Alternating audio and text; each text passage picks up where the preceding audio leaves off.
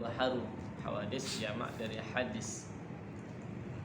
Segala baharu. Baharu itu bahasa dulu, tapi masih dipakai sekarang. Masa sekarang segala yang baru.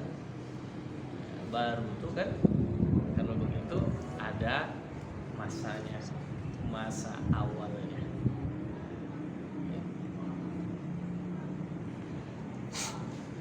Wa yajibu lahu ta'ala mukhalafatul hawadisi ay mukhalafatuhu ta'ala lil makhluqati, dan wajib, tentu wajib murakab bagi Allah Subhanahu wa taala bersifat dengan mukhalafah lil hawadis, artinya berbeda dengan segala baharu. Ai mukhalafatu ta'ala lil makhluqat, artinya berbedanya Allah Subhanahu wa taala itu dengan segala makhluk. Jadi hawadis segala baharu, makhlukat segala makhluk, sama itu. Kenapa? Karena yang baharu itu makhluk dan makhluk itu baharu. Lalu dilihat dari sisi apa dia dikatakan makhluk? Dilihat dari sisi bahwa dia diciptakan, disebutlah dia makhluk. Kalau dilihat dari sisi bahwa dia sebelumnya tidak ada, baru dia jadi ada setelah diciptakan, maka disebutlah dia baharu.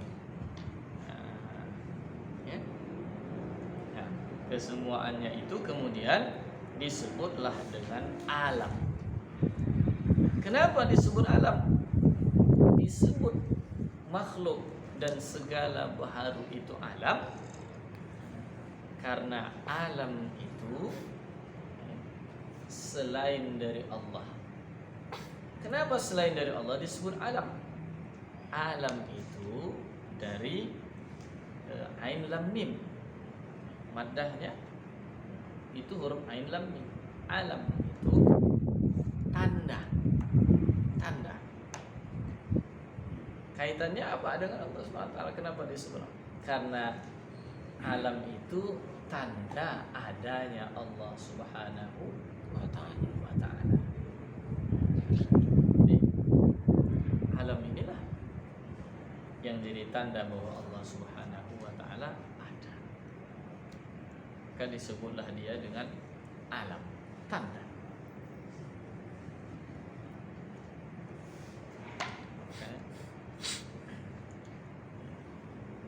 Jadi sama saja maksudnya antara hawadis baharu, makhluk, kemudian alam. Pokoknya itu selain Allah itu. Selain Allah. Mau lihat dari sisi mana? Dari sisi bahwa dia diciptakan, disebut Allah. Dari sisi dia menjadi tanda adanya Allah, disebut alam.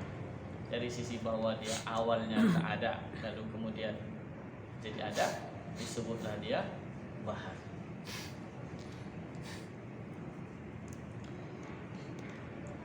Ya Ustaz, kalau memang tidak ada alam ini seumpamanya, apakah memang tanda Allah itu apa kira-kira? Dan dari tidak ada alam. Kalau tidak ada alam,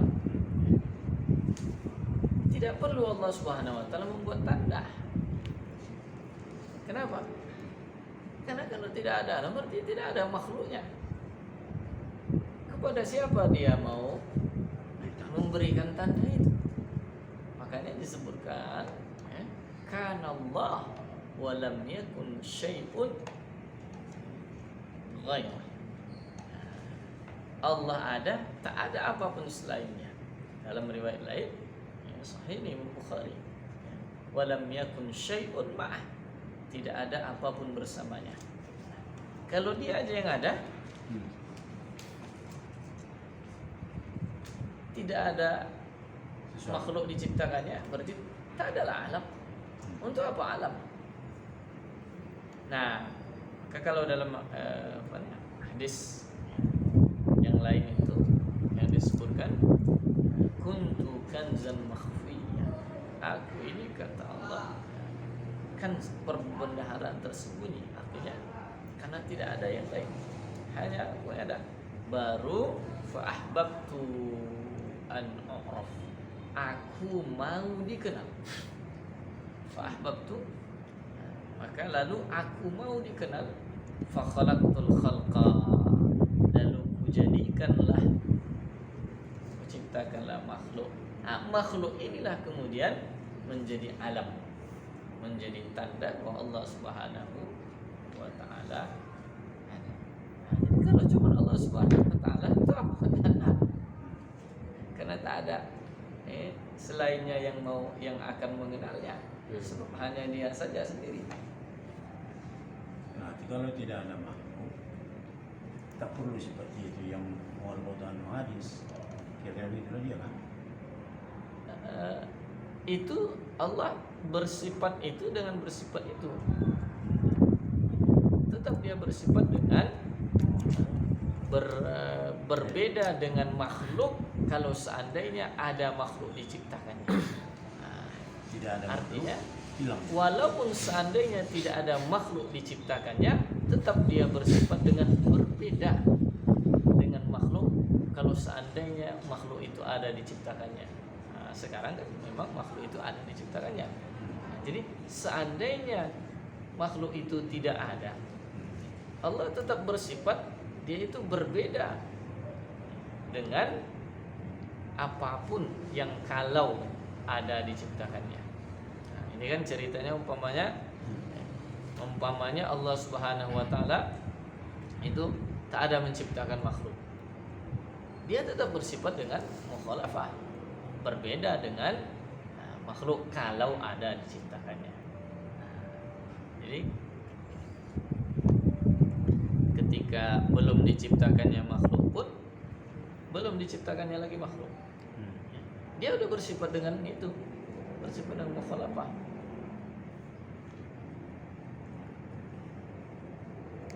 Wa hiya adamu mumatsalatihi laha ay dzatullah ta'ala laysat jirman. Ada juga yang membaca jurman. Kadzatil makhluqati. Wa sifatuhu ta'ala laysat ka sifatil makhluqati wa af'aluhu ta'ala laysat ka af'alil makhluqati. Yaitu wahia, dan yaitu adamu mumatsalatihi, tidak mumasalah, tidak serupa, tidak sama Allah laha bagi makhluk-makhluk atau segala baharu. Artinya dan Allah Subhanahu wa taala itu laisat, tidak jirib, tidak benda sebagaimana dan makhluk. Karena kalau dia benda juga, maka dia berarti serupa dengan makhluk. Sementara dia wajib bersifat dengan berbeda, mukhalafah dengan segala makhluk. Dan begitu juga ya, zatnya Allah Subhanahu wa taala itu tidak seperti sifat-sifatnya Allah Subhanahu wa taala itu tidak seperti sifat-sifat makhluk. Kalau pula seperti sifat makhluk berarti sama dong. Kalau sama berarti dia tidak wajib bersifat dengan mukhalafah. Dan af'alnya, perbuatan Allah Subhanahu wa taala laisat, tidak juga ka af'alil makhluqati. Tidak juga seperti perbuatan-perbuatan makhluk, karena seluruh perbuatan makhluk itu adalah baharu. Segala perbuatan makhluk itu baharu. Kalau serupa pula perbuatannya dengan yang baharu, baharu juga lah dia. Wahya sifatun salbiyatun, wa yallati dallat ala salabi ma la yaliqu bi subhanahu wa ta'ala. Dan ia juga sifat salbiyah. Sifat salbiyah yaitu sifat yang menunjukkan atas salab, melepaskan atau menafikan apa yang tidak layak bagi Allah Subhanahu wa taala. Dalam hal ini ini mana yang tidak layak bagi Allah, ya sama dengan makhluk yang Dia ciptakan. Itu tak layak. Masa penciptanya sama dengan yang diciptakan? Yang tak layak. Orang lah umpamanya, orang buat bakso, masa sama dia dengan bakso? Yang tak layak lah. Di mana kelebihan pencipta kalau begitu? Fad-dalilun naqliyu ala mukhalafati ta'ala lil hawadisi. Kencang trik mandi. Terbang. Arahkan ke sana ya. Kamu jadi lepas lagi terus di tengah malam ya kan. Matikan aja. Matikan aja. Tak panas sekali.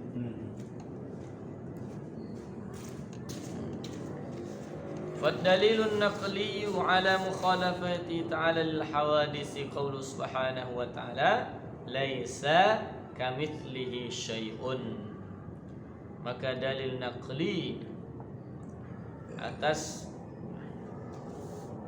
mukhalafatuhu ta'ala lil hawadis, sifat dari mukhalafah, yaitu berbeda Allah Ta'ala dengan segala baru, adalah, ini maksudnya dalil nakalnya adalah sabda firman Allah Subhanahu wa taala, laisa kamitslihi syai'un. Ini kalau dalam bahasa Arab, kalau diikut urutannya, laisa syai'un kamitslihi. Tidak ada sesuatu pun. Syai'un itu dibuat dengan bentuk nakirah, tak pakai alif lam. Kenapa? Yang menunjukkan umum. Tidak ada syai'un sesuatu. Sesuatu yang mana? Mana saja. Mana saja. Kamislihi, sama sepertinya. Nah ini kan ka itu dengan misli itu sama artinya itu. Ka seperti, mislun seperti juga. Ka sama, misil sama. Nah, jadi betul-betul apa dia menegaskan. Ya. Makanya tadi kita buat tidak ada sesuatu apapun. Kamitslihi, ka sama, mislihi sepertinya nya Allah Subhanahu wa taala. Bahkan kalau para ulama itu menjelaskan, ya, walaupun hanya dari satu sisi saja, jangankan sama persis, bahasa kita, jangankan sama 100%, sama 1% pun tidak. Di tafsirnya itu min ayyi wajhin minal wujuh. Nah, itu ayat yang pertama, ini surah Asy-Syura. Wa qaulu subhanahu wa ta'ala, dan firman Allah Subhanahu wa ta'ala, hafal kali kita ini surah Al-Ikhlas 4. Wa lam yakul lahu kufuwan ahad. Wa lam yakun lahu kufuwan ahad. Dan tidak ada. Nah, ini kalau ikutkan urutan biasanya, kalau ini bukan ayat Quran ya. Kalau contoh ini diikut urutan biasa, walam yakun ahadun lahu ahadun kufuwan lahu, gitu. Dan tidak ada, walam yakun, dan tidak ada ahadun, satu pun. Kalau tadi syai'un, kalau di sini ahad.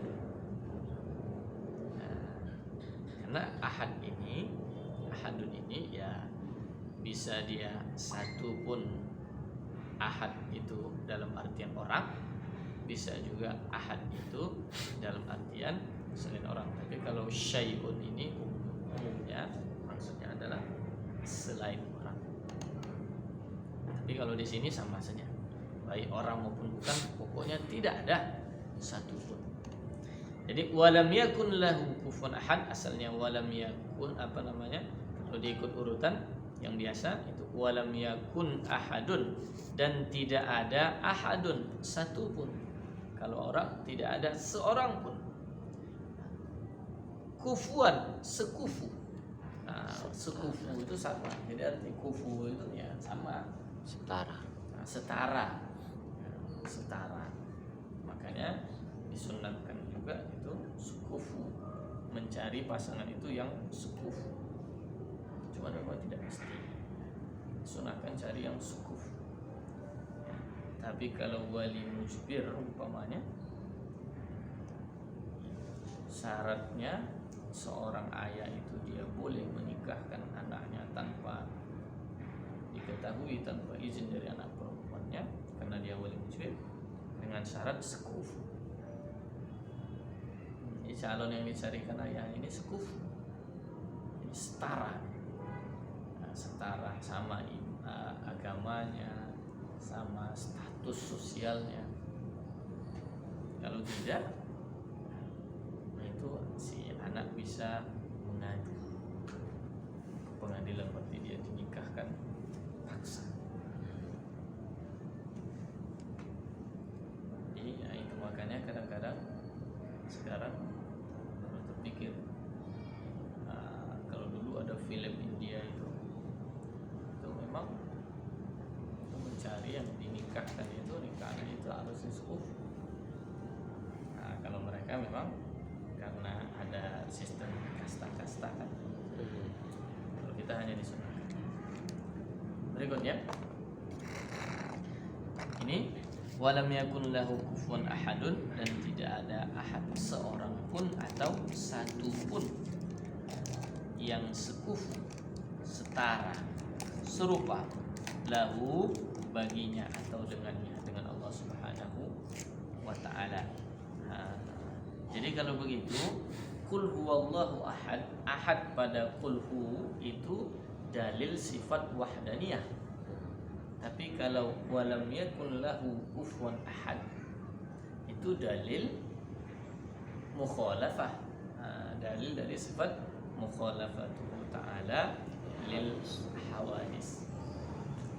Lam yalid wa lam yulad, ini sebenarnya bisa juga lam yalid wa lam yulad itu dalil qiyamuhu bi nafsi. Ini sebenarnya satu surat itu saja. Kalau dari sifat yang 20 ini, nah itu bisa jadi dalil nakli untuk banyak sifat. Pertama tentu sifat wujud, karena di situ qul huwallah, katakanlah dia Allah, berarti ada. Ahad, esa, sifat wahdaniyah. Allahus samad, ada lagi, Allah adalah as-samad, tempat bergantung, yang diminta. Nah ini sifat apa? Sifat qiyamuhu binafsi, binafsi. Lam yalid wa lam yulad, sama, itu masuk sifat qiyam, bisa jadi dalil untuk sifat qiyamuhu binafsi. Jadi Allahus samad, lam yalid wa lam yulad, itu bisa jadi dalil sifat qiyamuhu binafsi. Ketika walam yakun lahu kufuwan ahad, itu dalil sifat mukhalafatuhu ta'ala lil hawadis. Kenapa? Kalau ahad pada qul huwallah itu sifat Allah. Kalau ahad di sini, nah, di sini maksudnya makhluk, sesuatu, seorang pun. Berikutnya, wa amma dalilul aqliyu ala mukhalafati ta'ala lil hawadisi, dan adapun dalil akli, dalil dari akal, berdasarkan logika berpikir, atas wajibnya mukhalafah, bersifat mukhalafatu ta'ala lil hawadis, berbeda ya, Allah Ta'ala dengan segala makhluk. Maka berkata Syekh pengarang rahimahullah ta'ala, wa dalilu wujubi mukhalafati ta'ala lil hawad subhanahu wa ta'ala lil hawadisi ayil makhluqati annallaha law lam yakun mukhalifan lil hawadithi lakana Allahu mumathilan laha ay lil hawadithi, lakin kaunuhu mumathilan laha muhalun. Dalil wajib mukhalafah, berbedanya Allah Subhanahu wa taala dengan segala baharu, artinya dia bersifat dengan mukhalafah. Lil hawadisi, bagi segala baharu, hawadis ail makhluqat, artinya segala makhluk. Annahu annallah, bahwasanya Allah Subhanahu wa taala jikalau tidak dia berbeda dengan segala baharu, lakana Allah, niscaya lakana, maka niscaya adalah Allah itu mumasilan laha, serupa atau semisal baginya, ailil hawadisi, bagi segala baharu atau segala makhluk. Nah, kenapa? Karena hanya dua saja gendangnya. Kalau tidak serupa berarti berbeda. Nah, makanya disebutkan dalil bahwa Allah itu wajib berbeda, yaitu kalau dia tidak berbeda berarti dia serupa. Kalau serupa ya mustahil.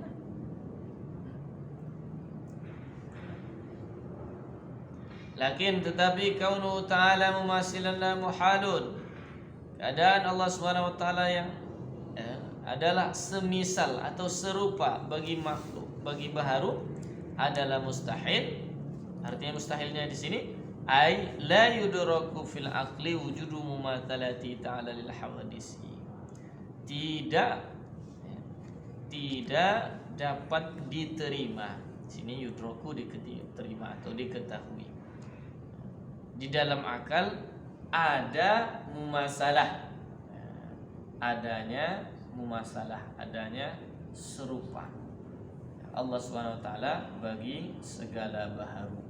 Yuntiju adamu mukhalafatihi muhalun, maka yuntiju, menghasilkan natijah, kesimpulan, adamu mukhalafati ta'ala muhalun, tidak mukhalafah Allah Ta'ala dengan segala makhluk, segala baharu, itu adalah mustahil. Mustahil kalau dia tidak mukhalafah, maka berarti wajib dia mukhalafah. Wajib Allah itu berbeda dengan segala baharu. Li'annahu aillaha, li'anna Allah law mathala syai'an minha, hujan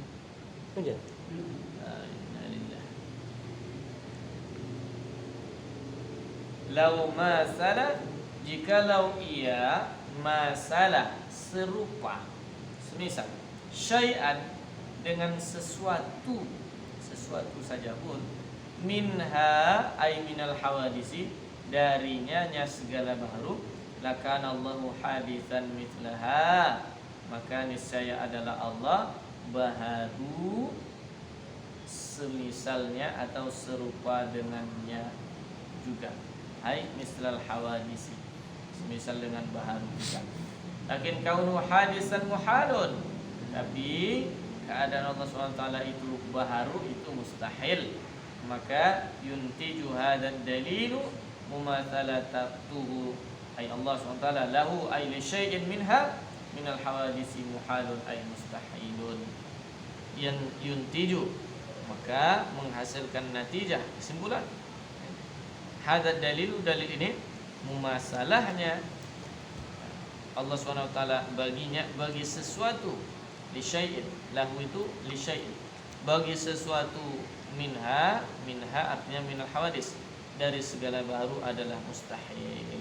Ini sebenarnya begini yang ringkasnya, dalil akal wajib Allah bersifat mukhalafah. Dalilnya apa? Kalau dia tidak bersifat mukhalafah berarti dia mumasalah, serupa dengan baharu. Kalau dia serupa dengan baharu berarti dia baharu juga lah. Kenapa? Karena serupa dengan sesuatu itu berarti dia sesuatu tersebut juga. Jadi kalau Allah serupa dengan baharu berarti Allah baharu juga. Karena istilahnya mithlu syai' ka syai'. yang serupa dengan sesuatu, maka dia sesuatu itu juga. Itu makanya kita ada dalam hal-hal tertentu dilarang menyerupai orang kafir. Kenapa? Man tasyabbaha qaumun. Karena kalau kita serupa dengan mereka, berarti kita mereka juga lah, macam mereka kita. Makanya dalam hal-hal tertentu tidak boleh. Nah, jadi ini begitu lah. Kalau Allah tidak berbeda, berarti dia serupa dengan baru. Kalau dia serupa dengan baru, berarti dia baru juga lah. Macam tadi, dilarang kita menyerupai orang kafir. Sampai kata Nabi, kalau menyerupai orang kafir, berarti dia minhum, berarti dia kafir juga lah. Sampai begitu. Jadi, falaisa bainahu ta'ala wa baina makhluqatihi musyabahatun fi syai'in qat'an. Qat'i. Maka tidak ada antaranya Allah Ta'ala dan antara makhluk-makhluknya musyabahatun, kesamaan, kemiripan atau keserupaan fi syai'in qat'an, dalam atau pada sesuatu apa saja. Nah, jadi dari sisi mana saja tidak ada keserupaan antara Allah dengan makhluk. Qat'an, secara pasti, secara qat'an. Walidzalika qala al-Imam Abu Hanifah radhiyallahu anhu, anna yushbihul khaliqu makhluqah. Karena itu berkata Imam Abu Hanifah radhiyallahu anhu, ini bentuk dari ta'ajubnya, anna, bagaimana mungkin. Artinya di sini ya tidak mustahil, tidak mungkin, berarti mustahil. Bagaimana mungkin Khaliq, pencipta, menyerupai makhluknya, menyerupai yang diciptakannya. Waqala al-Imam Abu Sulaiman Al-Khattabi rahimahullahu ta'ala, innal ladhi yajibu alaina wa ala kulli muslimin an ya'lamahu anna rabbana laysa bidhi suratin wala hay'atin fa inna surata taqtadil kayfiyata wa hiya 'anillahi wa 'an sifatihi manfiyatun. Rahul Imam Al-Hafidh Al-Baihaqi rahimahullah ta'ala fil asma'i was sifat. Wa qala al-Imam, dan berkata al-Imam Abu Sulaiman Al-Khattabi, ini namanya Abu Sulaiman Al-Khattabi rahimahullah ta'ala, innal ladhi yajibu alaina, sesungguhnya yang wajib atas kita semua, wa ala kulli muslimin, dan atas setiap muslim, an ya'lamahu. Jadi wajib atas kita dan atas setiap muslim untuk mengetahuinya. Apa yang wajib untuk diketahui? Anna rabbana, bahwasanya Tuhan kita, laisa bidhi surah, tidak memiliki gambaran, wala hay'ah, dan tidak memiliki bentuk. Jadi tidak memiliki potongan, tidak juga memiliki gambar. Surah itu bentuk atau gambaran.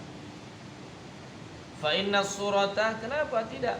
Karena sesungguhnya surah itu, bentuk atau gambar itu, taqtadil kaifiyata, menuntut ada kaifiyah, ada bagaimananya, ada caranya, ada bentuknya. Wahya 'anillah wa 'an sifati manfiyatun, dan dia, yaitu adanya surah itu, adanya kaifiyah, 'anillah, dari Allah dan dari sifatnya adalah manfiyatun, dinafikan.